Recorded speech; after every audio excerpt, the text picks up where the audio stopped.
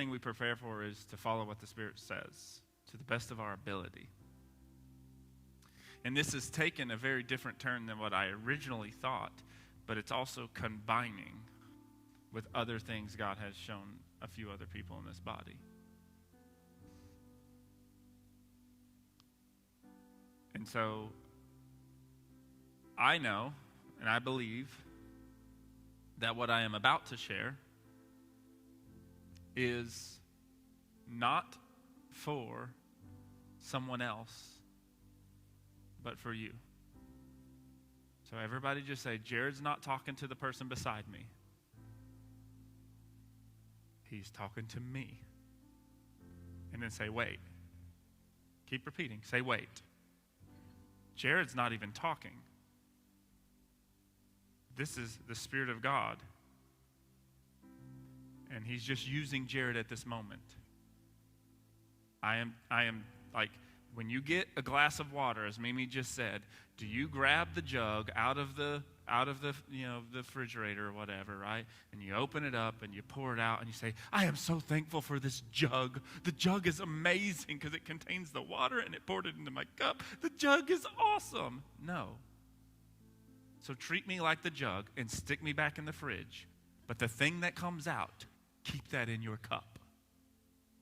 Weirdest analogy ever, I know. My wife has probably thought about that, but more of a freezer. Keep that in mind, okay? Keep it in mind. Because if what you hear me say today, if you hear Jared saying it, you will walk out of here thinking it was just another person, just like you, which I am, saying things that he thinks, and hopefully you think as well. Whether you agree or not, just I'm thinking hopefully your brain works and you think in general. And so you chalk it up to, that was just something Jared said, or it's kind of good. But if you look at it and say, I am just simply the jug or the vessel, I am just the container at this moment and quite irrelevant in the matter, and you listen to what the Spirit of God is speaking to each and every one of us, because what I'm going to share today is what most of us think we've got. That's why I said, I'm not talking to your neighbor, I'm talking to you. And it's not really even me talking, it is God talking. Because we will set what is being said today aside and think, we've got it. And there's a vast difference in getting something just in your head and then getting how something works. Like how it actually happens. You know what I mean? There's a vast difference, right, in me in driving a car and a mechanic in driving a car. Because see, when I drive a car and I hear noises, I have no clue what is going on. So I have to take it to them. Because a mechanic can drive and say, oh, you know what that is? That's your front end knocking. That's a... I can't do that because I don't know anything about it.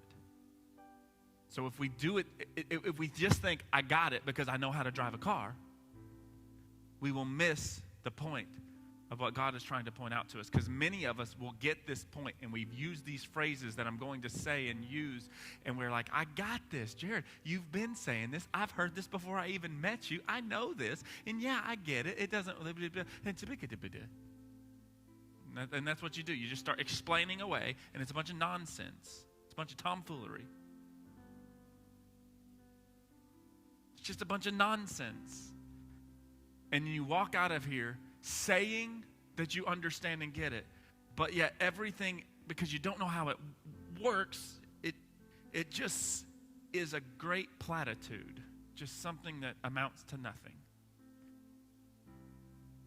So what I am speaking is to you, each and every one of you,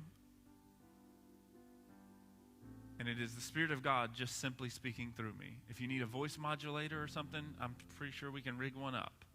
I can give it a really big echo and it can sound more like God. But the reason I want to bring this importance, like I said, this went a very different way than I anticipated. I know exactly where it's going, but what God did is so cool, guys, because he showed me part of the puzzle. And then he said, hey, guess what? There's a whole body here. And so they have the other pieces to this puzzle. And I was racking my brain a little bit. Because, see, this is the part I said I normally don't share. And this is not, again, don't glorify the jug. So don't think, oh, this is so awesome and Jared's holy. Or don't even think, well, Jared thinks he's holy. I mean, I am, but it's a different conversation. On Monday night, I could not go to sleep till like 3 a.m. And not because of what y'all are like, oh, I know me either because of this. And no. Like, I tried to go to sleep. And you can think I'm weird. That's cool. I fit that description too. I'm telling you that every time I laid down, God woke me up. No, he did not have a spiritual alarm clock. It was like something in me. I just could not sleep. And there were these thoughts and the ideas and this message. And I just kept leaning over, grab my phone, and I'd just make a quick little note. Said, okay, now I'm going to go to bed. That's it. Okay. No, and it just, till 3 a.m. The next evening, it was similar to that. Not quite as long, but similar to that. And then today, because I'm still like, all right, God, I'm like, all week long, I'm like, I see what you're trying to say, God, but I am coming up short. And just a hint to anyone who ever decides to share the good news of who God is in any respect, meaning at your home, you'll always feel like you came up short. And that means you're describing the right thing. Because if you ever feel like you could just perfectly lay it out, that's probably not all of God, because if that was all of God, that would mean you could understand all of God, which would mean he's not really the God that created all things. He's a God you created. So that feeling of coming up short, just for any of you, that's okay. And it should be there because you're trying to describe something quite indescribable. And so I kept feeling like I was coming up short, and like, if anybody's supposed to be able to explain it, I'm supposed to be able to do this. And I'm like, God, I know where you're going. I get it, but I don't get it, like fully. And this morning at 3:45, I woke up again and looked at the clock, and I was like, oh, it's about time to get up. I was like, no, it's not.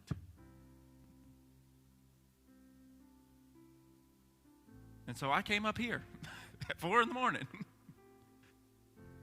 all by myself. This church is kind of creepy at night, by the way. I had to I was like walking through, let's turn on some lights just in case, you know. I've had some bad experiences in this church with mannequins and scaring me and stuff. It's a whole ordeal. So I'm in here, and again, you can think this weird, and that's fine, or you can actually listen to this, and it can change your life, okay? Even more than it's already changed. That's the cool thing about God. He's unchanging, but he's ever changing you. And it's always shaping and molding it into something better. Not comfortable in the process, but it's better. And this is what I saw. So I came up here and moved all the chairs that everybody set up and put these altars and moved them up here. And I was just praying, meditating, studying. From then, I went home and grabbed donuts and came back up here. I had to grab donuts for the kids, you know. Gotta have that. I have that sugar. And then I was informed that someone else, 2 people rather, Jonathan, he was just doing it up here, you know. I wasn't informed, I just heard. But I was informed that there was another piece of the puzzle.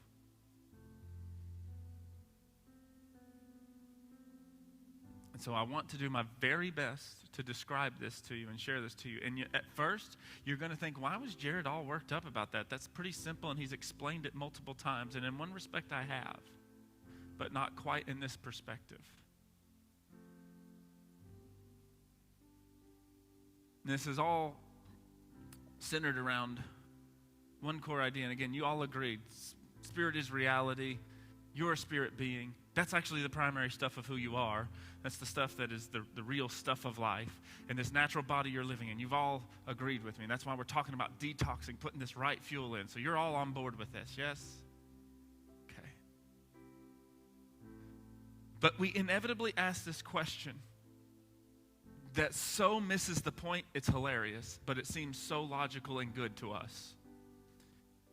It is like when the kid asks the most ridiculous question to you, like, why don't giraffes have wings? And you're like, what? I've never actually been asked that question. I just thought of it, but it just sounded like a really good, crazy question, right? It's just like, And a kid just, in their mind, it's just like, it's totally irrelevant question, Dad. Like, you got long necks and, and that could help them fly or something. Like, they just come up. Have you ever talked to a kid? I have a kid named Levi who can rationalize anything that you want him to. He will make up some stuff to get, to get his point across.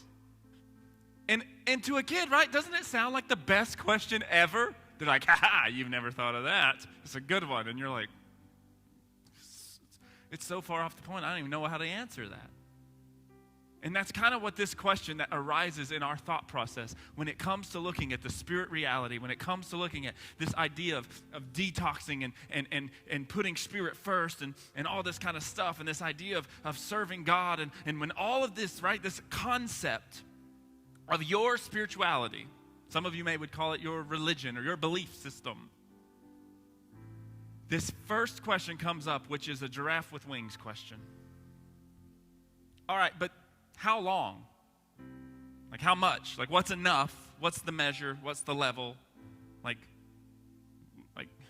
give me some guidelines here and tell me, Jared, like, this detox thing, like, how often are we supposed to do it? This whole fasting thing, like, is it like Jesus? You just do it one really long time, hope you survive and you're good? Or, like, what do I have to do? And what is enough to make it, like, like, proper? Like, it's achieved this goal, right? Jay, turn it down just a little bit, bud. There we go. Who's ever thought of that question? Be honest. Everybody else is a liar. I'm about to read you a scripture too. Revelation 21:8. Someone's about to go look that up.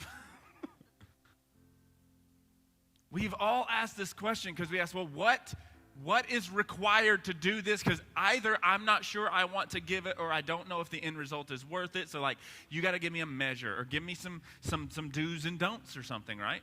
Like, give me something that says this is when I've now achieved whatever it is you're talking about, because you said it's good and I'm supposed to do it and blah, blah, blah. Like, do I got to go to church more often? What's the deal? And that question is a giraffe with wings question. It is the most ludicrous concept. Because we say in one breath, this is a relationship with God. But we treat it just like a bill of transaction. We treat it not like we do any other relationship in our lives. We don't even act like it's the same thing, but yet we call it a relationship. But all of the parameters, all of the structure, all of the questions are approaching it from more of this transactional business exchange.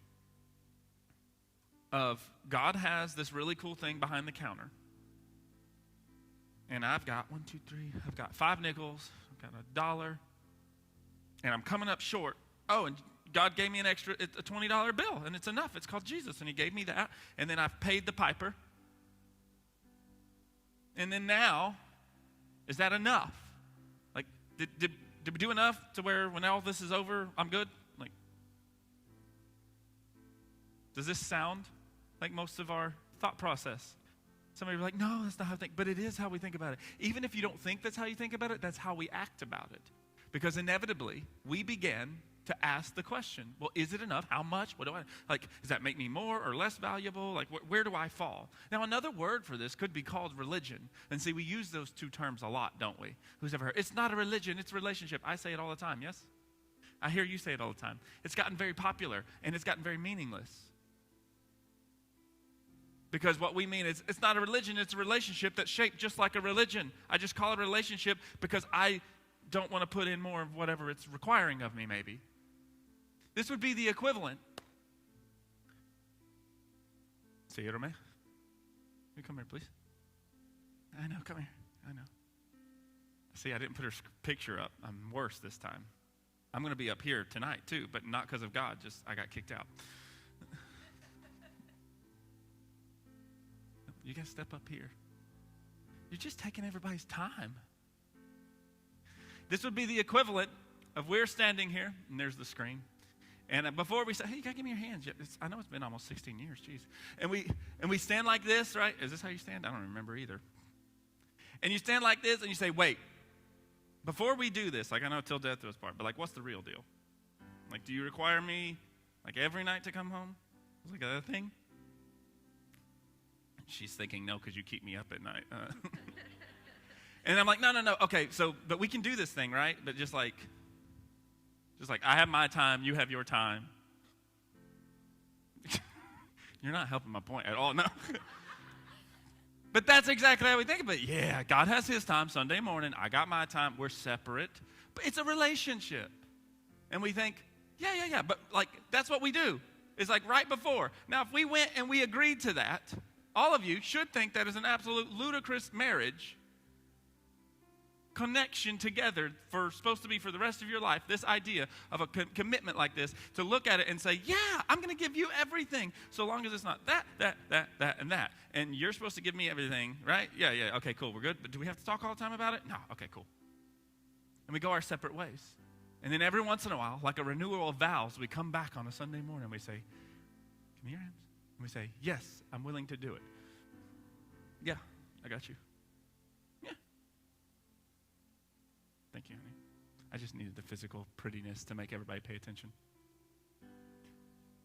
Now, y'all think, and it's like, oh, those are funny examples. But if it's a relationship, do we ever ask the question? We may at the beginning, because we're unsure of what a relationship really is. But if I continued to ask my wife the same, what do you really want from me to be your husband? Like, how much does it take to just hit, where's the bar that you just won't throw me out? And I'll hit that and we'll be good. Some of you are like, hey, sounds like my marriage. Fix it. Like, I'm just trying to level up enough to maintain the status quo. I'm just trying to figure out, because I really don't care to get to know you that much. I just know I'm supposed to do this thing. Like, I just know it's a good thing to do. It's a good thing to have. It's a good thing to be married, or a good thing to have a friend. It's a good thing, and so I'm not really vested in it. I'm just trying to do enough to maintain, or to make sure I get what I want out of the deal.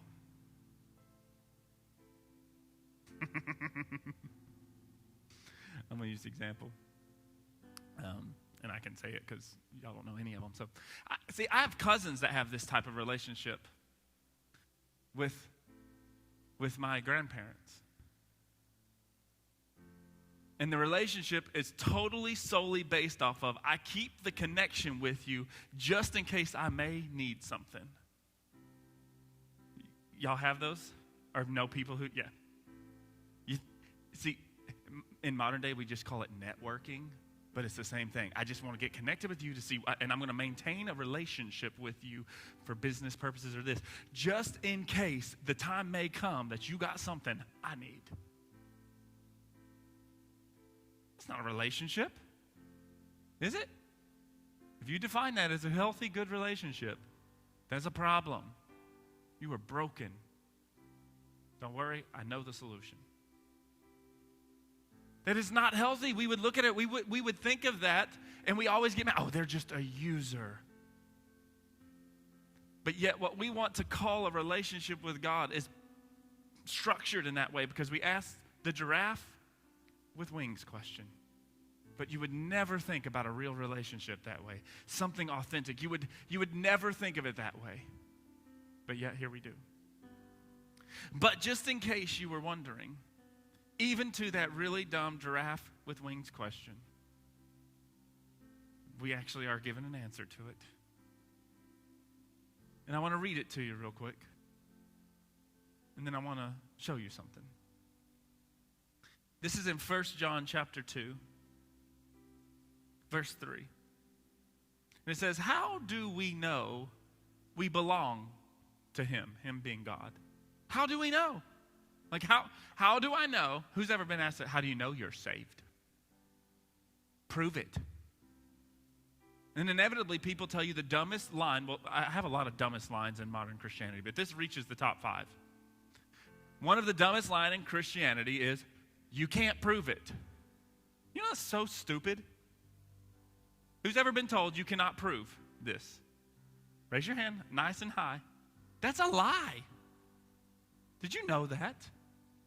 You have been sold another lie.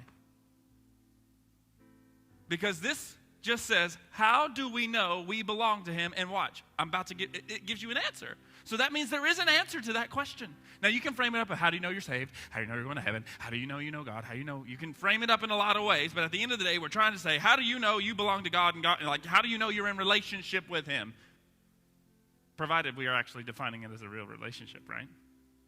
So it says, how do you know? And it gives us the answer. So there is a way to prove it. He says, by looking within yourself and saying this, am I really trying to do what he told me to do? So that's the answer. Now that's in the Living Translation. So if you're wanting in King James, it says, he that keepeth the commandments of Christ Jesus. It's the same answer, okay? It's, are you actually keeping the commands that Jesus gave? Oh, here y'all guys go. Y'all just stepped out of relationship and started putting a new parameter again. Oh, so now I've got to meet a criteria. I've got to do da-da-da-da-da-da-da. And I've achieved and I've done enough. You went right back, but not relationship. Let's keep going. So how can we be sure we belong to him? How do we know this? Look within yourself. Notice it did not say look at other people. It said look within yourself and ask, am I really trying to do those commands? Am I really pushing that way? Verse 4, it says, someone may say, now this someone, you can read this in your arrogant self. I'm just being a little bit rough. I apologize. And say, yes, someone. I'm going to watch to see if someone does this. No. Remember, what was the first point? Look within yourself. And so you're the someone. Say, I'm the someone. So someone may say, I'm a believer. I'm a follower. I'm a Christian. Someone may say that. I'm on my way to heaven. I belong to the kingdom. I belong to Christ. But if he doesn't do what Christ told him to do, he is a liar.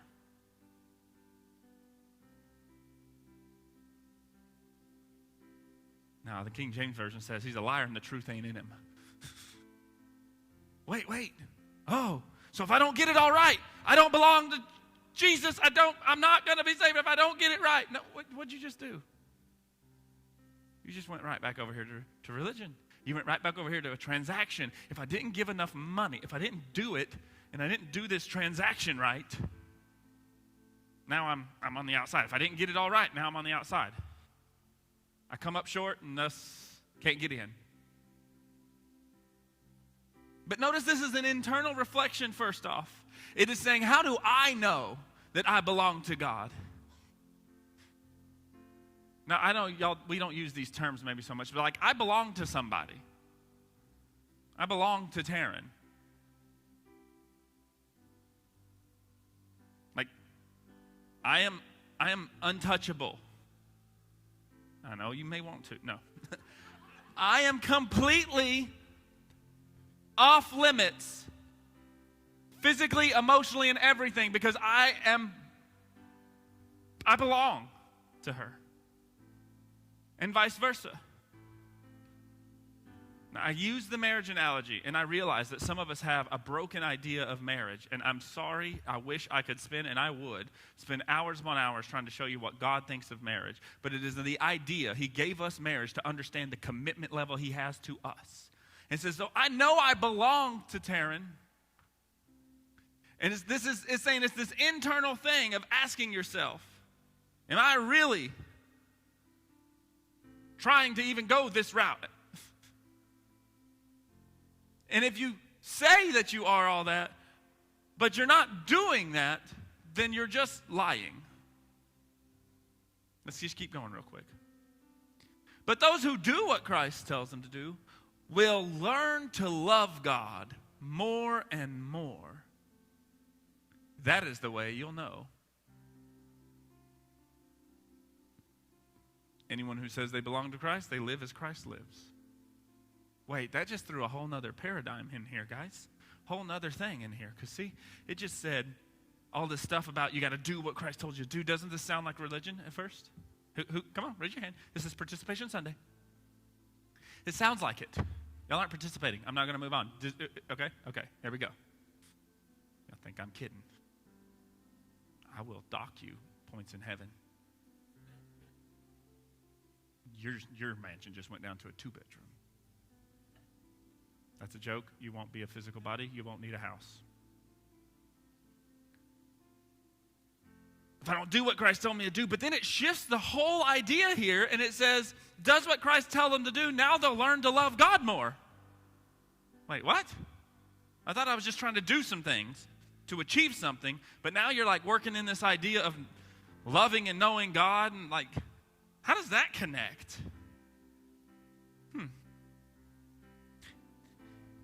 Because of our structure, our intense desire to create some level of hierarchy and some level of achievement, because we don't really know what it means to be in relationship with God, we've misunderstood something about our actions. Are y'all ready for this? This is big.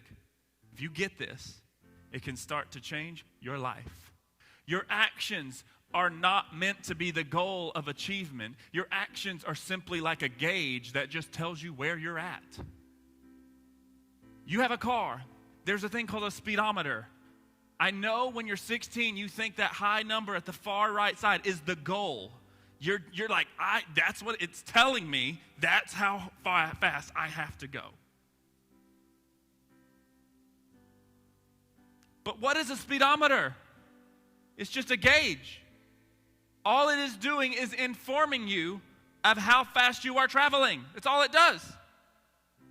Do you look at your gauge when you're going 30 miles an hour and the speed limit goes up to 45 and you say, oh my goodness, I'm going 30 and a 45. Some of you may cry when the person in front of you is doing that, but no, what does a gauge do? Do they put the speedometer on the front of the car or the back of the car so everybody else knows how fast you're going? No, it's on the inside of the car for you to see, for you to look at and not judge yourself off of, but understand what you need to adjust to see it come to the right way. Actions are not the goal. Actions are there to give you a gauge to know where you're at in this. I don't know why I keep getting stuck on marriage so much. Maybe it's just because I love my wife.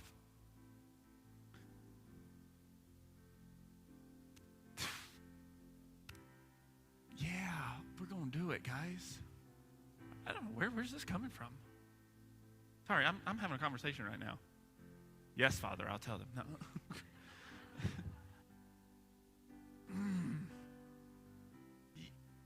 So like, you're in a relationship, your actions show you where they are at in your life. It is not, again, it's not the goal. It's not this subset of list you've achieved something. It is just simply a gauge to show you where you're at. So in your marriage, if you notice yourself running around cheating on your wife, what is that? That's a gauge to show you how far off in view she is. How about this one? Let's talk about porn for a second. Oh yeah, Jared never talks about that. Yeah, what is that? That individual is so far outside of your view that anything else will do. That rhymed too. What is it when you have conversations with other people that you would prefer to go hang out with the boys or prefer to go hang out with the girls because your spouse is annoying you? It's just showing you how far away out of you they are. You are looking at a list of things in your relationship and saying, I've done it, now I get my time. And you use actions as a to-do list, as a goal of achievement, instead of saying these are simply my internal gauges. And when I observe my own actions, I don't need anybody else to tell me because I'm letting God right now. I'm just looking at my life and I'm letting those actions, I'm letting what I just said, what I just did. I'm not looking for judgment or shame in it or anything like that. You seeing it, Kim? I'm just looking at it and saying, oh, that just shows me where I'm at. I need to make a slight adjustment. I need to push the gas a little bit more. I need to let off that gas a little bit more. I need to click on a blinker. I know now what I need to do because the actions are showing me that. That's all they are, is a gauge. And guess what happens, guys? Oh, this is good. Y'all aren't listening. Guess what happens if you get in a car and stare at the freaking speedometer? You are going to wreck it, Ralph. You are going to screw up your life and a bunch of other people's in the process. And that's what we're doing when we treat a relationship with God in these religious parameters and these transactional things. We're driving through life, staring at the speedometer, saying, I got to keep my actions right. Like when Jade first learned, he's like looking at the gas gauge. Ooh, and he's like, oh, slow down. Oh, slow down. It's like, Jade, look up. Don't worry about that. Just kind of flow with traffic, right? Y'all ever trained anyone how to drive a car? And that is exactly what we do in our lives. Because we don't understand what a relationship looks like, we're trying to do it based off of our actions, and so that's what we stare at, and we're going to wreck. But God says, I have a whole different idea of what this means. And it's nothing to do with your giraffe with wings.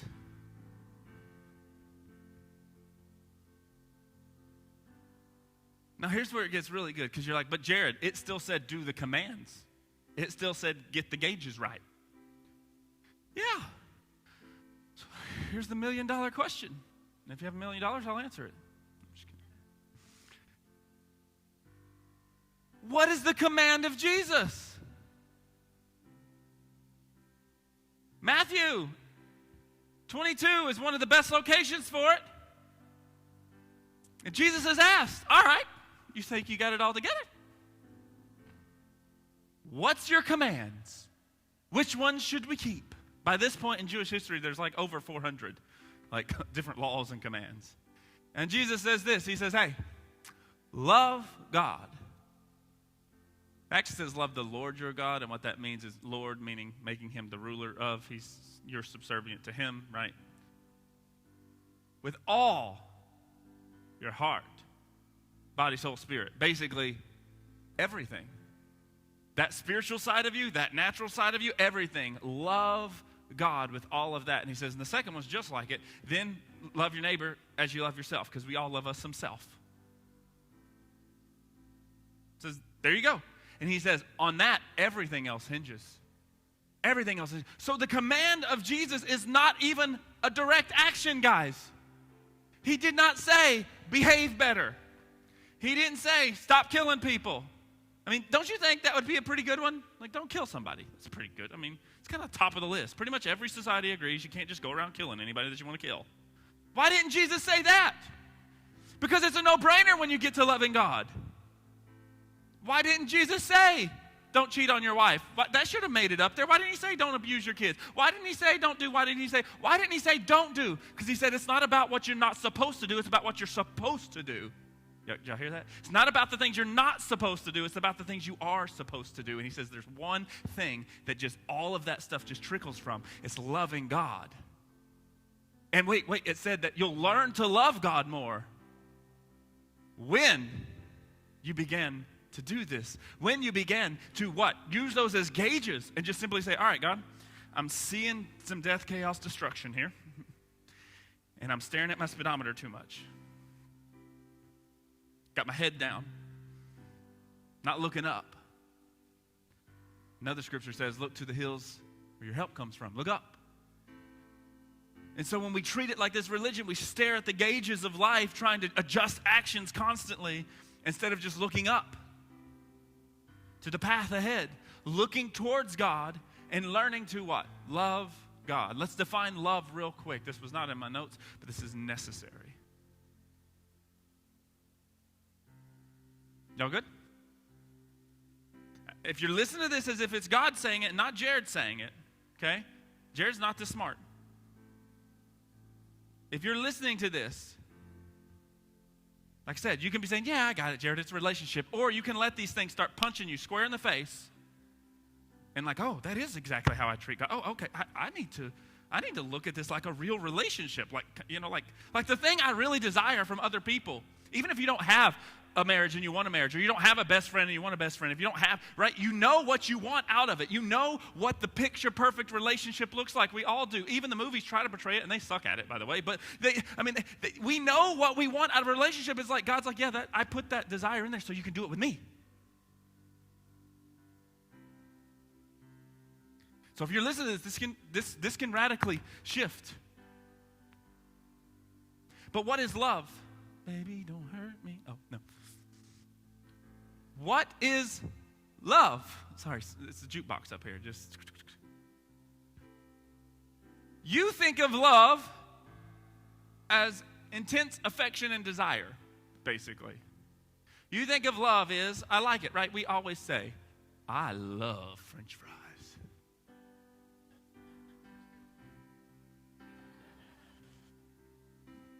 But we don't. We like French fries. We enjoy French fries. We have a desire in our metabolism to eat things, that we're not supposed to eat and like cover it in salt and everything else, right? But it's not love. You cannot love an inanimate object. Because the word love is an action word. Oh, wait. I thought we weren't supposed to look at actions, Jared. No. But this action is like the action, like pushing the gas pedal that makes the gauges move. It's the actual action of real life. Love is an action. It's a verb. It's a choice to do. We saw that last week with Eden, right? God gave a choice. Why? Because as much as I talk about the love I have for my wife, I know y'all tired of hearing about it. It's fine. I could not take her home right now, lock her in a closet, and say, you will love me, and like, Stockholm Syndrome, and never know. I'll never know if she actually loves me, right? I guarantee if I do that one time and unlock the door. Now we're laughing. Yes? But we wanted God to do that. Don't give me a choice. God just locked me up. It would have been better that way. No, it wouldn't. You wouldn't even know. You'd be like the tree, just doing your thing. Just no consciousness, no existence beyond. Like you wouldn't even know the idea of existence. It took us to choose him. And the crazy thing is he said, before you even get the choice, I'm going to already choose. So he says, I'm already committed. Like, I'm already here. I already said the I do. I'm just waiting to hear back from you.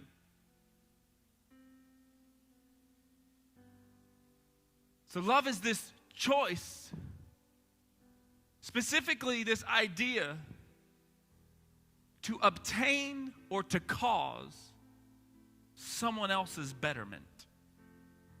Like that's what real love is. Like when you say, I love you. If I said, hey, I love you, Jonathan. That means I am for actions, doing things that cause your betterment, Jonathan. Not my own, yours. That's what love is.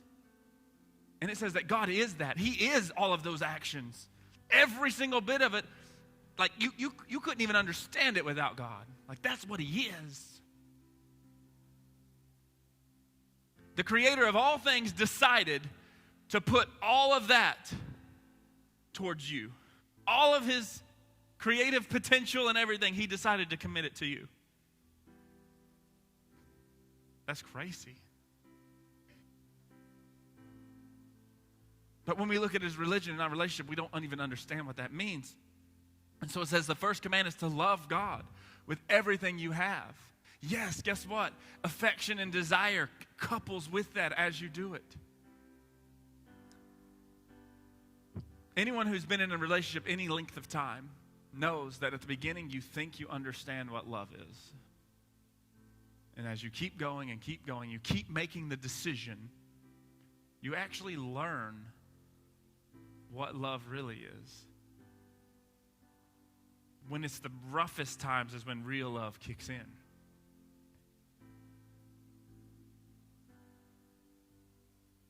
So when it says love God, it says we put him first, because guess what? He's already done. Guys, we don't get this. We just cannot, in our cotton-picking minds, get this.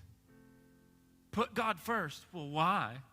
Because he already put you first. He already did that. At the beginning of time, at the point of creation, he already knew all of the potential chaos and everything, still said he was going to do it, looked and saw this person called Jesus that chose him, and he said, yes, I am choosing all of you before you even chose me. So I've already given myself to you.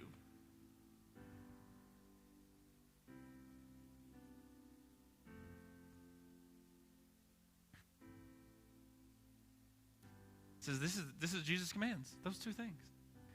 Then, like the song we were singing at the beginning, that song just hit me. I wasn't even going to sing first. I was just going to teach. And that song just hit me. Then pour me out. Because then once I'm learning what your love looks like and I'm doing that, I'm not even looking at my actions. I'm just going to look up. It's like, hey, I've learned how to drive one day. And guess what? All of us know how to drive. But who's ever had a wreck after you've known how to drive for 10 years? Yeah. Does that mean you never get to drive again? Hopefully you don't go back to square one and start staring at the gauges again. Hopefully you learn from your mistake and adjust accordingly. And God, the Spirit of God that's within us is like that adjustment, constantly sharing with us, showing us. Now what we've done with this whole transactional religion, we just don't treat God like it's a real relationship. And then thus, do you want to know the world's biggest problem with God? You, me. Because we're over here calling it relationship, but it's working just like a transaction. It kind of looks like this. This is what the circle's for. Well, that's an octa something. It's like this. There's a circle if you can't see it. There's a sort of circle on the ground right here. It's tape. And this is how we define us or someone else if they are a Christian, a believer. We have a list. Need a list, a piece of paper or something, just something. Oh, thank you. All right. Thou shalt not kill somebody. Have you killed anybody? You're good. Come on. Come in my circle. Come. I just want to dance with you. Oh. All right, cool. Thou shalt. We'll just stick with kill somebody. It's about as far as we can get. No, you got to love the Lord your God with all your heart. You doing that? Okay. Are you sure? Thou shalt not have a bad attitude. All right, stand right there. Stand right there. You're out now. You didn't follow the list. You didn't follow the guidelines. You don't look like this says you're supposed to look. So you are not one of us. As soon as you get this together, then you can be one of us again. You want to get it together? Come on, we can get it together. Just tell God about how sorry you are about that, and that. You got to say it out loud, otherwise it's not confession. I'll get behind a booth if you'd like. Oh, nope, you struggle with that. Get out again. Nope. It's not me. It's that says it. You don't argue with me. And this is what we do. Constantly pushing people out and in, because the definition that we're using is, interesting enough, is not centered on God at all. We call it God. But what we're actually centering it on is ourselves and how we relate to each other. Well, I don't do that like Jonathan, so I'm a real Christian, and he's not. We call it God, but really all it is justifying what we can get by with, and we're actually looking at each other and deciding, well, this is what God said, yeah, and your actions aren't right, so you must not be one. Get out. This is what we constantly do. And it's not defined by God's relationship at all. It's 100% defined by how we relate to one another. And that has nothing to do. Oh, sorry, you can have your notes back. I was about to walk back up there with them. Thank you. And that has nothing to do with how God said it's supposed to be defined. Now, this is the all participation. There's an X on the third row right where Jacob's sitting. Did you do that on purpose? You're like, what's the X for? What's the X for? All right, I need everyone to stand up. Jacob, you stay right where you're at. Everyone else go outside of the aisles. Just stand just around the edges of the aisles here. This is how the community of a Christ follower should look like. Jacob gets to be Jesus. See, the whole reason we say it's defined by him is because he was the one that loved God with all his heart, all his mind, with everything in him, right?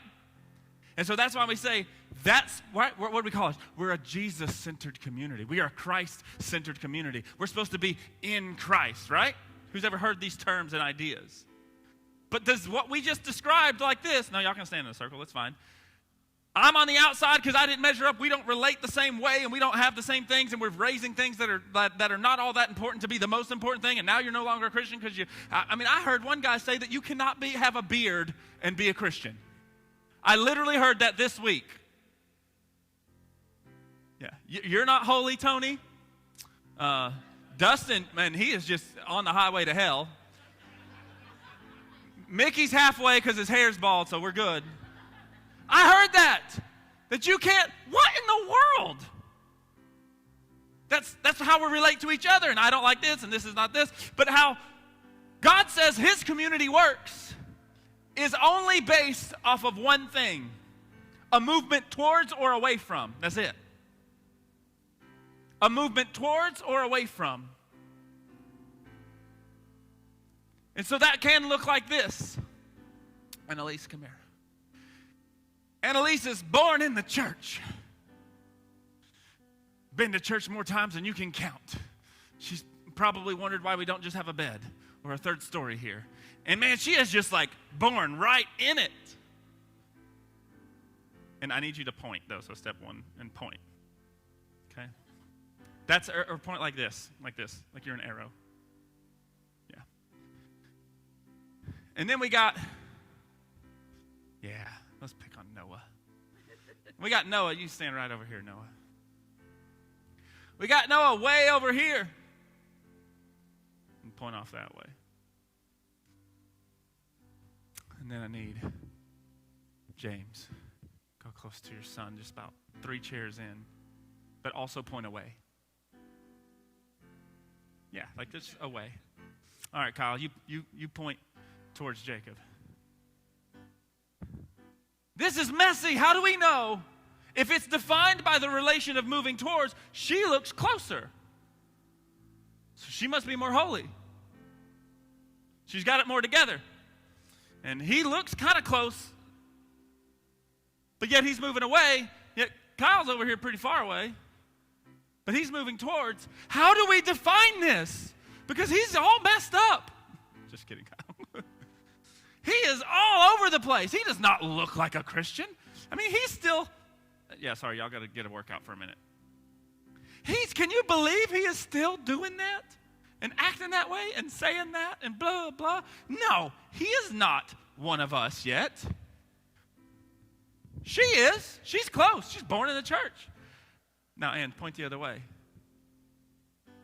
But you can be just as much right. It looks like it's right here, but in your heart, you are moving the opposite direction. How messy would it be if all of us had to point different directions and we had to draw a circle around the people that were pointing the right direction and not around this one, and well, you're way over here and then you're cut out, and that would be chaos, would it not? It's kind of like your family. How do you define who gets to show up to the family reunion? You're like, I wish we could make that list. There is only one criteria that you're a part of the family. I know a lot of us wish that the criteria was if I liked you or not, or if you behaved in a proper way. We wish we could do it this way and say, all of y'all go get in the circle and all behave the right way, and that's what makes us a family. Y'all can stop pointing and stand there. I just need you can go back away. Just need you to stand here. Be Jesus-like. What did he just do?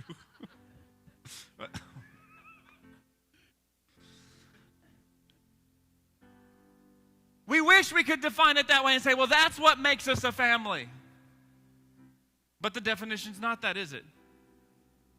And so what we've tried to do is take something that scripture after scripture says, it's like a family. You can't disown, you can't, the only thing that we're looking at is, are you moving towards it or not?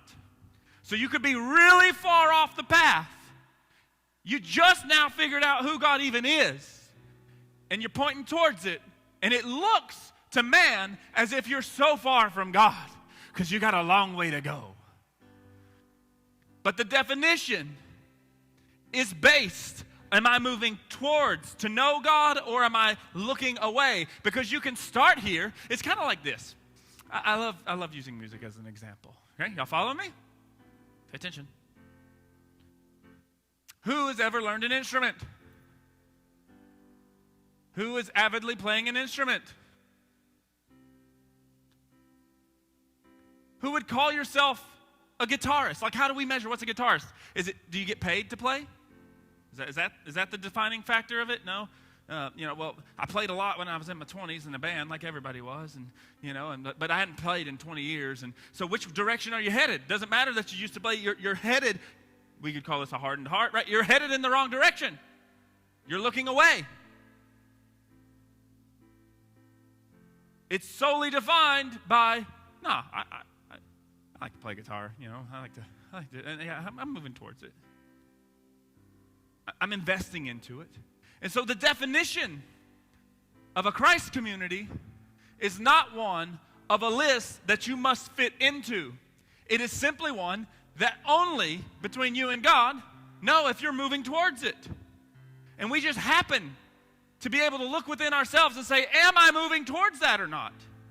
Am I starting to look more like that? See, here's the interesting thing.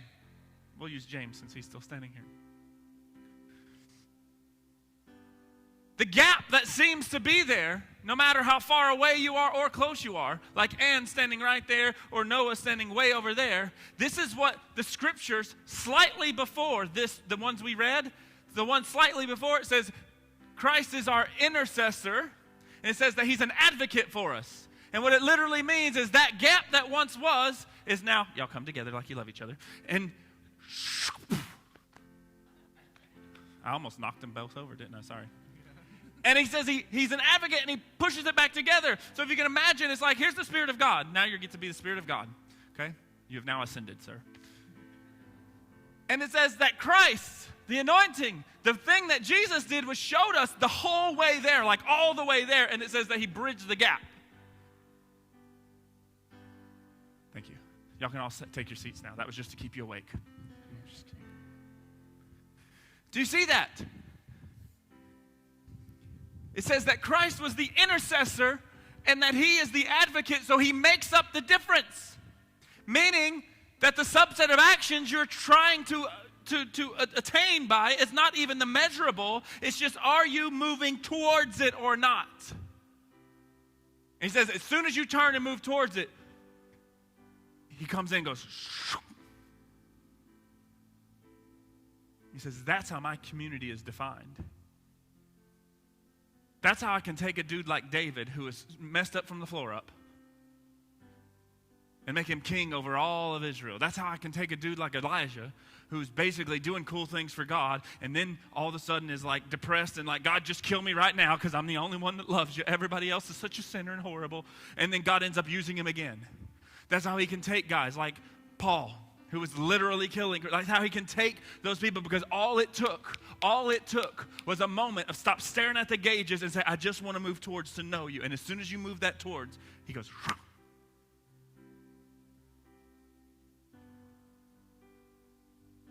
That's the good news of Christ, guys. That's the good news, is that once we were created in that manner and we turned away.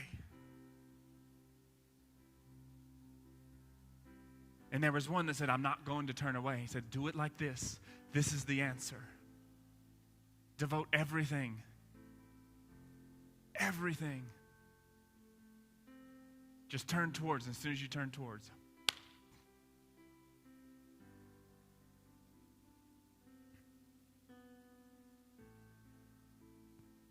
See that second example there?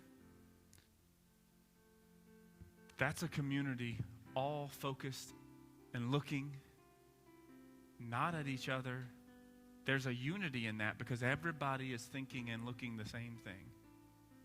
I just want to have that relationship. So thus there's nothing that divides. It is impossible to turn around, though. It is impossible to start moving towards if you're staring at the gauges or you're ashamed. That would be like you stepping into a car, and because you've got a rough driving record, I just can't start it up. I just can't do it. I've got too many wrecks. Now, I know in our society you can have a bunch of wrecks, they'll take your license, but analogies fall apart. But it would be like getting in it and just saying, I can't start up. I can't do it. Can't. Did you see what I did last time? Did you see what happened last time I let Jade in the car? We're not letting him drive ever again. No. Moving towards. Not one based off of how we measure up to each other. Not one based off of a set of rules and regulations. That is transactional. That is not relational. That's the unconditional love that we talk about a lot that we don't get.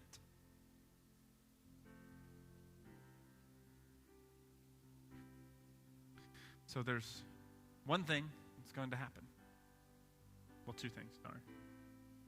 This is how I saw it on Monday night. And then I see the other half of the picture. Well, I didn't. Kim actually did. Because what I saw on Monday night was this. When I say saw, I was not like, oh, God showed me, and I like wrote it down. I was intuitionally, y'all get what I'm saying? Okay.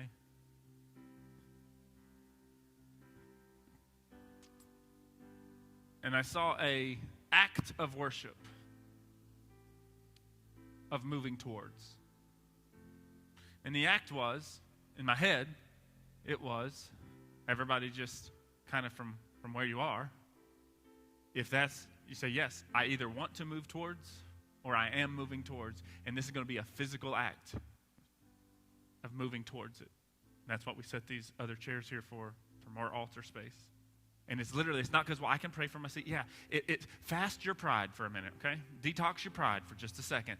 And it was like, God was showing me, it's like, it's between you and God. It's not for us to judge or anything like that. It's between you and God. Y'all just heard me say all that. If I need to teach it all over again, trust me, I will. I enjoy it. It's between you and God, but it was like God was showing, like, do this action as an individual to begin either for the first time or maybe for first time in a long time. Maybe you're that guitarist that's been 20 years since you played and you're like, yeah, no, I'm going to turn back to it. And I saw us just coming, all of us that want to or are saying, I'm going to move towards, or I am going to continue to move towards. As an act of that, I know, if you don't understand what I mean by an act of worship, it just simply means what is in your heart, that God is moving in your heart. You do something in the natural to illustrate that. It could be because of a pride scenario. That could be just because of an overwhelming sense of wanting to do something with it. It's what baptisms are. It's what communion is. They're just physical things we do to represent what's happening in here. So what we're going to do is, if this is you that says, yes, I want to move towards, I am moving towards, or I want to start moving towards, we're all going to leave this space. We're going to walk out into the foyer. If you want to stay out there and chat, stay out there and chat. You want to go home, go home. But if you want to partake in this act, yes, this is the most ludicrous thing, I know. We're going to walk out of a room just to walk right back in it. But we're walking out of it into having what Kim just said in mind. Shame, pride, control, all the things that I'm trying to hold on to that are stopping me from moving toward, or that I'm trying to move towards, but I'm stalled out. I'm just in neutral. I'm going nowhere. It's because you're holding on to that. As you walk back through the threshold of this room, if you got to physically do this and throw something down, just don't throw your phone or break something or hit somebody. But if you've got to do something like that, I want everything in you to be intensely focused and say, God, that is what I want. That is what I'm doing. I'm setting it down. Unforgiveness, hatred, all of everything that is not of God, everything that's stopping me from moving towards God, because I see that love that you had. I see that community that you're trying to breed, and I want to be a part of that. I'm going to move towards it. And so we walk out of this room. I know it's weird. And then if that's you, you just walk right back in here. And you come to these altars. If it is your first time to ever even conceive of this idea of turning towards and giving something over to God, I want you to meet me in that corner right over there. If it's your first time ever, just like, I don't even really fully know what you're talking about, but I mean, I've heard about God and this Jesus guy a lot, but like this idea of moving towards and having a relationship with, like this is the kind of the first way I've ever heard this, and I just want you to meet me over there. I'm not going to lead you through some, ritualistic prayer. We're not going back into that circle. I just want to pray with you. We're going to go over there. If it's not you, no shame. Either. If you want to go or need to go or anything like that, want to hang out there, that's fine. But I ask that anyone that walks back in here, that's what we're doing. It's a time between us and God. And Julia, we're all going to leave. I want you to sing the song that I told you about. Yep, that one. But I want all of us, everyone, to do this. I want to pray, and then we're going to do this. And you'll have a great story to tell about the weirdos at Ardent. But let this settle in your heart. If at any point, don't let it pass up. Don't let it manipulate you either. If that's where your head's at, don't partake, please. Please don't. But if it's ardent, true, authentic, let's do it together. Father, we thank you for this morning. We thank you for the unique way that you speak to us. We thank you for giving us this body where you speak to different people. God, we thank you for your love and compassion that you saw fit to bring us back together, to bridge the gap,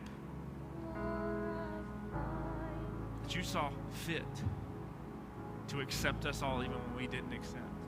And God, for that we say we pour out everything towards you. We let go and get rid of shame. We let go and get rid of pride. We let go and get rid of, and we turn towards you. You catch our view and catch our eye, and we just begin to turn towards you. We thank you, and everybody said,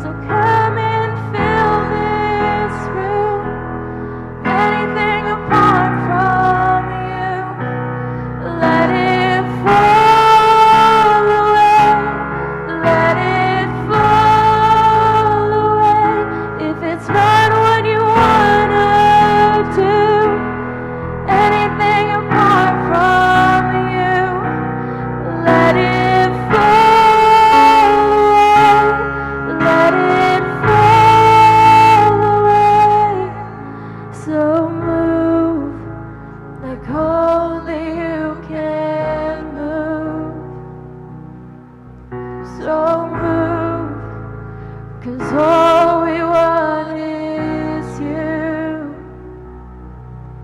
So move, like only you can move. So move, 'cause all we want is you. So move, like only you can move. So move, 'cause all we want is you. So move, like only you can move. So move, 'cause all we want is you. Come and fill this room. Anything apart from you, let it fall away. Let it fall away. If it's not what you wanna do, anything apart from you, let it fall away. Let it fall away. Come and fill this room. Anything apart from you, let it fall away. Let it fall away. If it's not what you wanna do, anything apart from you, let it fall away. Let it fall away till everything but you. Let it fall away. Let it fall away. Let everything but you. Let it fall away. Let it fall away. Let everything but you. Let it fall away. Let it fall away. Let everything but you. Let it fall away. Let it fall away. Come and fill this room. Anything apart from you, let it fall away. Let it fall away.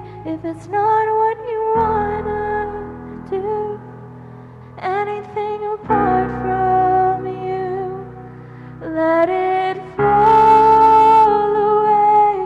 Let it fall away.